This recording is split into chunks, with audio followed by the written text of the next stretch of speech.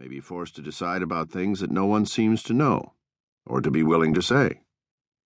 If you were at home, at work, anywhere in your daily life, you might be ready to throw up your hands. You might not want to make the effort. Here, you must. You must.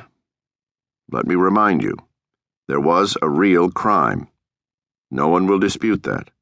There was a real victim, real pain. You do not have to tell us why it happened. People's motives, after all, may be forever locked inside them. But you must at least try to determine what actually occurred.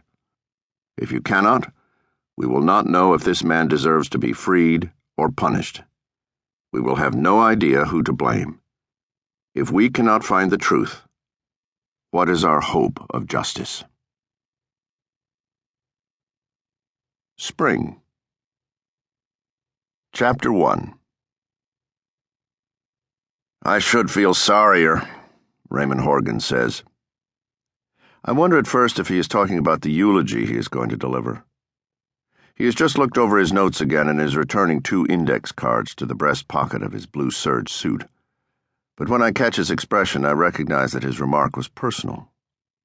From the rear seat of the county's Buick, he stares through the auto window toward the traffic thickening as we approach the south end. His look has taken on a meditative cast. As I watch him, it strikes me that this pose would have been effective as the picture for this year's campaign.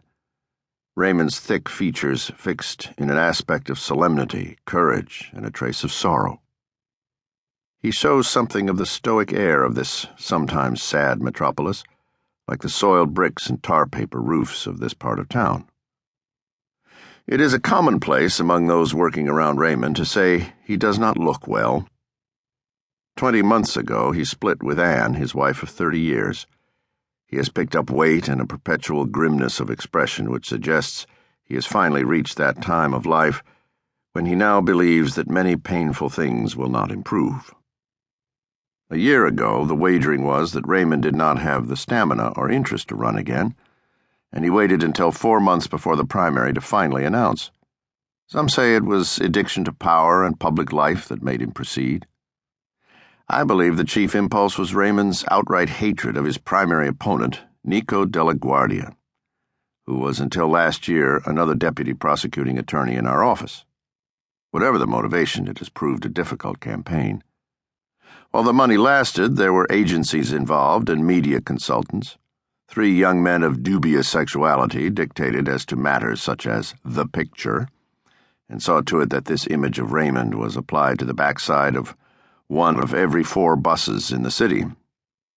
In the picture, he has a coaxed smile, meant to show a toughened whimsy. I think the photograph makes him look like a kind of sap. It is one more sign that Raymond has fallen out of step. That is probably what he means when he says he should feel sorrier. He means that events seem to be slipping past him again. Raymond goes on talking about Carolyn Polhemus' death 3 nights ago on the 1st of April. It's as if I can't reach it. I have Nico on one side making out like I'm the one who murdered her, and every jackass in the world with press credentials wants to know when we're going to find the killer. And the secretaries are crying in the johns. And in the end, there's this woman to think about. Christ, I knew her as a probation officer before she graduated law school. She worked for me. I hired her. Smart, sexy girl. Hell of a lawyer. And you think about it eventually, the actual event. I think I'm jaded, but Jesus. Some cretin breaks in there. And that's how she ends up. That's her au revoir? With some demented slug cracking her skull and giving her a jump? Jesus, Raymond says again. You can't feel sorry enough. No one broke in, I finally say. My sudden declarative tone surprises even me. Raymond, who has momentarily resumed his consideration of a lapful of papers brought along from the office, rears his head and fixes me with an astute gray eye. Where do you get that from? I'm slow to answer. We find the lady raped and bound, says Raymond. Offhand, I wouldn't be starting off my investigation with her friends and admirers. No broken windows, I say. No forced